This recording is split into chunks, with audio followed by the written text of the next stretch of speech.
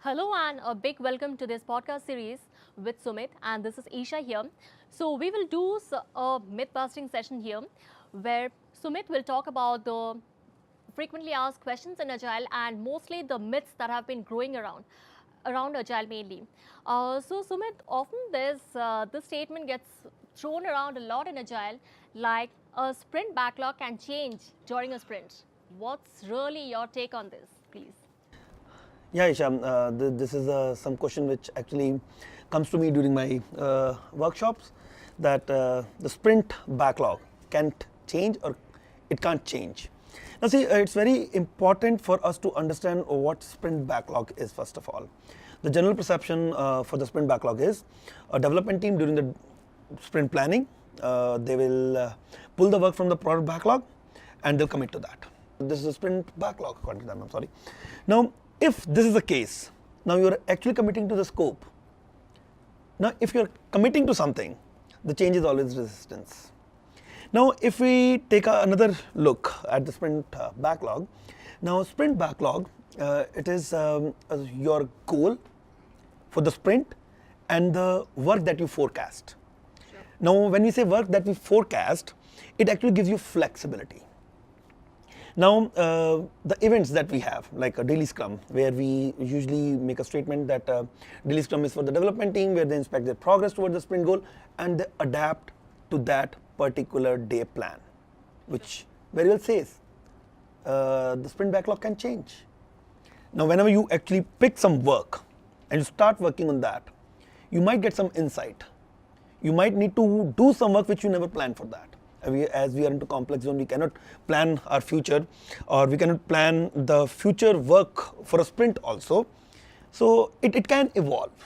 So the short answer, if I would say sprint backlog can change, yes, it can change.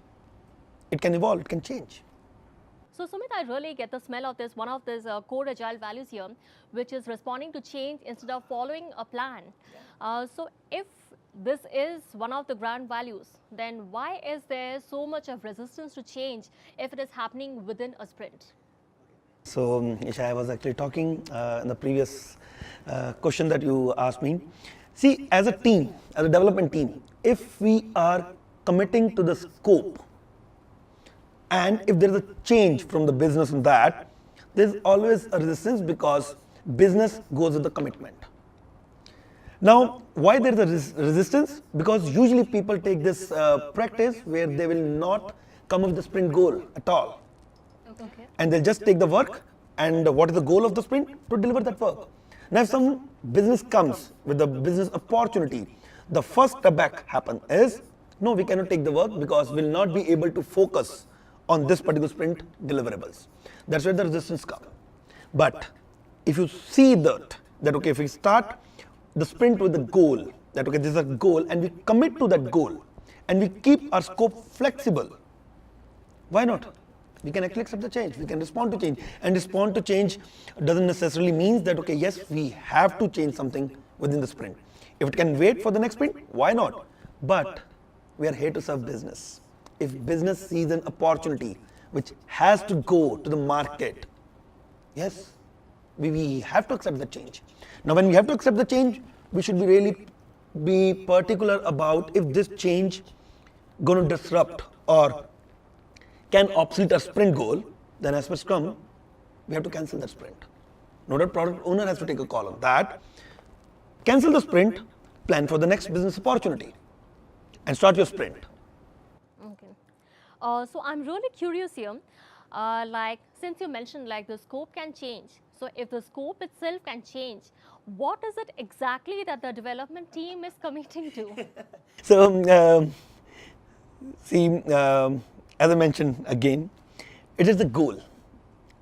For every sprint, you're doing that sprint for a purpose. And if you do not have a purpose to do the sprint, then I think you are doing some work which is not required. What is the objective? Why you are actually running that sprint? If you know that objective purpose, you actually commit to that purpose, which we call as a sprint goal. And then remaining work is a forecast, which actually gives you flexibility to experiment, the flexibility to deal with the changes that happen during the sprint. So that answers one of the most important questions in Agile. And definitely thank you, Sumeeth, once again for answering the question. And there's surely one strong takeaway from this: no matter what, you cannot miss out on the business opportunities that come your way, the business outcomes. You cannot afford to do that. So thank you so much. Thank you.